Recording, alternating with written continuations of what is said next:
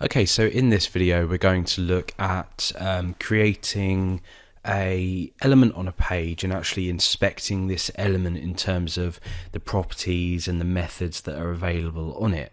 And this basically comes into the fact that we can manipulate items on a page like markup, so we can actually do stuff with these DOM elements.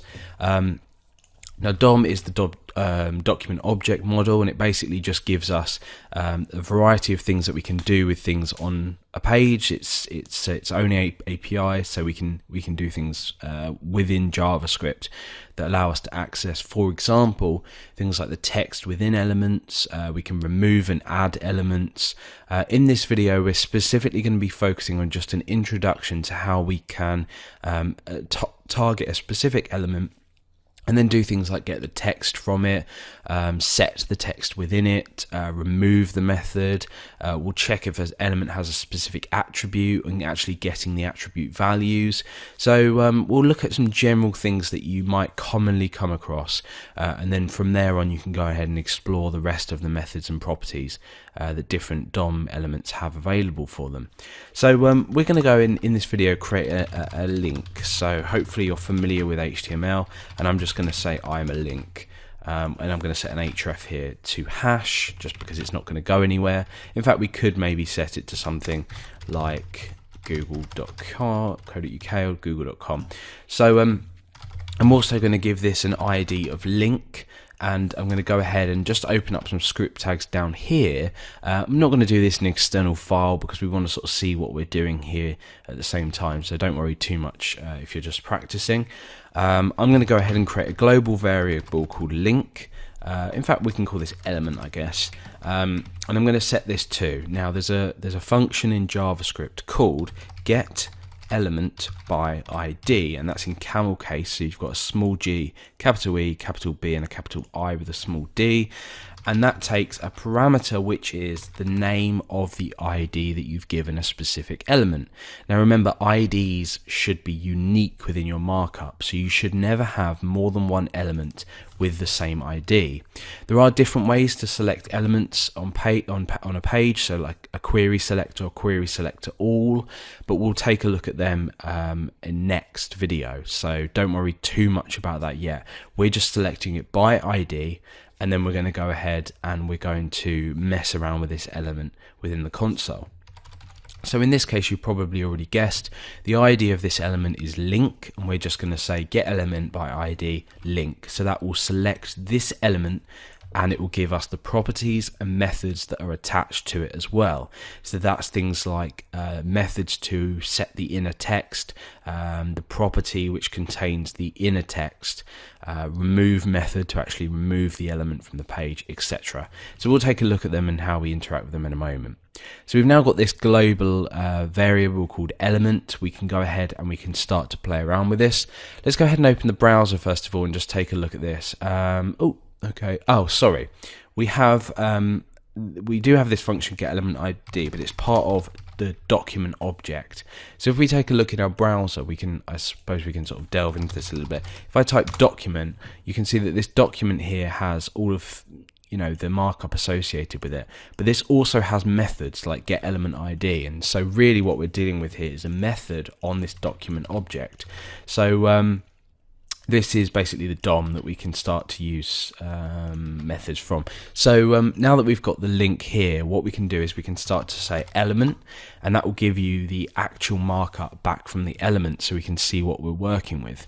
But also if we go ahead and type element dot, you can see that we've got a large list of different properties and methods that we can do things with here. So there's a long list of lots of different things that we can do, and it's good if you're learning to go ahead and play around with different things and see what they do, see what they return, and then go ahead and look them up in Mozilla Developer Network or something, which gives you quite good information on all of these. But now let's go ahead and just run through the short list of things that we want to look at and things that we want to do. So for example, let's just say that on a page I want to go ahead and get the contents of an element. So I have an element on a page, whether that be a div, a paragraph, a link, a strong tag. It could be anything. Any element that can contain text, we can use the text property on. So it just looks like that text. When I hit enter, it returns the string value of the content that's within it. And again, we can do things like chain on different methods or properties that are inherited here, because remember, a string is an object, so we can use things like length on it. So we can see that we get 10 characters back there. So we can do all of this even though we're accessing it from an element on a page. So we've got the text I'm a link, and then we can use the length property on that. So that's just a way we can do that. But let's take a look at a method now that allows us to actually set inner text, and that is inner HTML and inner text. Now they both do relatively the same thing, but there are subtle differences. The fact that text is just plain text and markup allows actual markup to be implemented within the element is the fundamental difference. So for example, inner text, I'm going to go ahead and provide a property here and just say click me, for example. Oops, okay, sorry. This is a property, so not a method. So what we're going to do here is actually assign this value like this. So this is the property, which is the inner text, and we're going to say equals click. So there we go, and we can do click me or something like that. So yeah, sorry about that. We've set a properties value. It does seem like it would be a method that you would pass an element to, but it's not. We'll look at the remove method in a minute. That's definitely a method. So we can also do things like the inner HTML, which if we look at, say, inner text, and I wanted to say set strong tags around this, you'll see that this will literally give me out the elements entities for the characters in this. So it doesn't actually render as HTML. But if we go ahead and use the inner HTML property to set that value, you actually see that that's now gone bold, and we can check that within here, and it says here font weight bold. So we know that we can do that just by setting this, and yeah, it's probably one of the most used things that you'll use if you need to change elements contents on a page. Now we also have the remove method, which is definitely a method. If I go ahead and call this, you can see that that's been removed from the page now. It no longer exists here, obviously until we refresh it comes back. So we can remove an element from page, and you'll see that it returns undefined, which basically means it doesn't return a value, but don't worry about that too much. Okay, so let's go ahead and just say we wanted within JavaScript to check the link of this. Let's say we just wanted to return whatever href this has, and we know that this has the href of google.co.uk. But what happens if we want to do that with JavaScript? Well, we can go ahead and let's say we'll create another variable called link.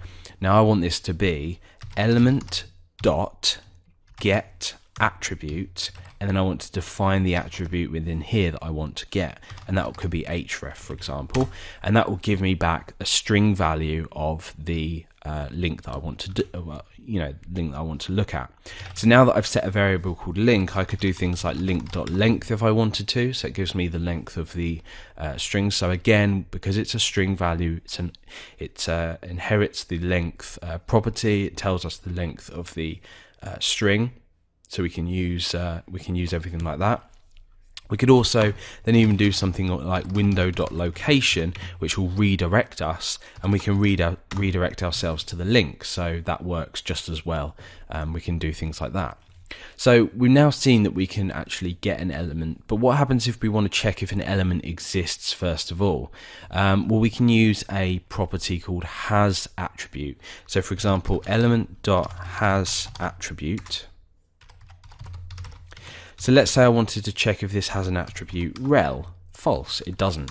What about if it has an attribute href? Well, that's true, it does actually have an href. So we can use that to grab back the specific values of an attribute. And this can be used for all different types of purposes. We don't need to necessarily check it, but it makes sense.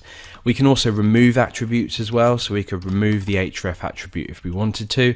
Again, that's worked, it's magic, but it's returned undefined, just doesn't have a return value. And you can now see that this link is unclickable. The href has now disappeared, so we've used that to remove the attribute. So there's all different types of methods that relate around the same thing. You can see that with the attribute, we can use get attribute, has attribute, remove attribute, and this is similar for lots of other different things as well. Okay, the last thing that we're going to take a look at here is something more to the point of sort of positioning on the page, and can be used for animation, and this sort of delves into a slightly different way of working with elements, and that is the offset of an element. So this would usually relate to things like animation or positioning of a certain element on a page, but let's go and take a look at some of the offsets. So if I go ahead and type offset, you can see that we've got offset height, left, parent, top and width. We'll focus on top left and just look at them for now. So if I say offset top, that just is a property that would return me the pixel count of the offset from the top of the page, and then if I was to choose left, that gives me the pixel value of the offset from the left. So these are obviously the only two we need, so we're looking at the X and Y axis. But what happens if I go ahead and change this? Now I'm going to go ahead and inspect this element in Chrome, and I'm going to go ahead and set the element style to have a margin left of 20 pixels.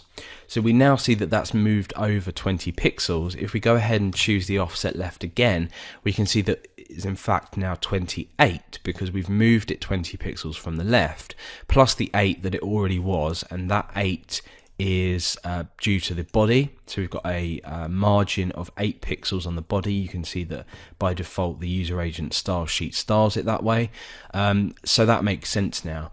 Also, if we have elements within other elements, we'll be able to say things like the offset parent, and if you take a look at that, you can see that we've got offset parent dot offset left top. So for example, if I say offset top from the parent, that's 0, and offset left from the parent, that's 0 as well.